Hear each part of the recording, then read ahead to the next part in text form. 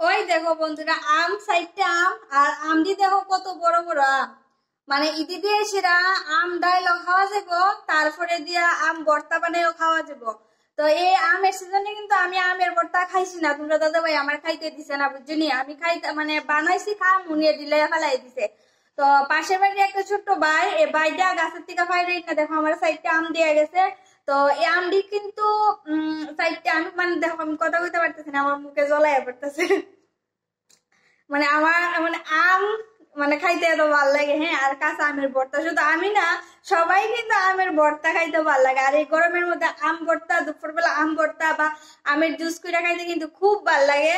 আর তো আমি আজকে বানাইতাম না, আজকে এখন আমটা দিয়ে গেছে তো বানাবো কালকে। আম ভর্তা বানাবো, আর তোমরা সাথে তো আম ভর্তা কিভাবে বানাই আমি অবশ্যই তোমরা দেখাবো।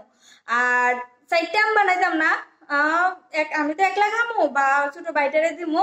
দুইটা আম বানাইলে হইব, আর বাকি একটা আম ডাইল মানে ডাইল দিয়া খামো। তো কে কে আম ভর্তা খাইবা এরপর আমার হাতের মানে এত মানে আমি কইতে পারতেছি না, বুঝছো। ইচ্ছা করতেছে এখন আমি আম ভর্তা বানাই খাই লইতাম, মানে এত ভাল লাগতেছে আম দি দেখে সেরে। আর মানে খামো তাক দূরের কথা, আম দেখে সেরে এত ভাল লাগতেছে। দেখো এত মানে বড় বড় বড় বড় আম। তো দেখতে থাকো ভিডিওটা।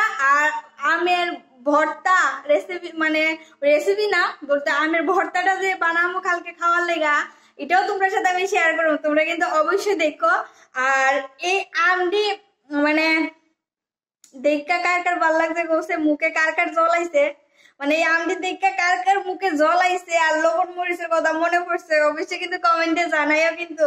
আর আমারও তো দেখতেই আছে, আমি মানে আমি কথা কইতে পারতেছি না, আমার মুখে জল আয়া পড়তেছে। ইচ্ছা করতো যখনই মানে ভর্তা বানাইতাম, লাল মরিচ পুরা দিতাম আর লবণ দিয়া মাখাইয়া খাই লইতাম, কিন্তু আজকে হইতো না। আজকে মানে হইতো না, কালকে খামো, আজকে রেখে দিবো। তো যাই হোক, তোমরা কিন্তু কার কার মুখে জল আইছে অবশ্যই কিন্তু কমেন্টে জানাইও। হ্যাঁ, এই আমটি দেখে সেটা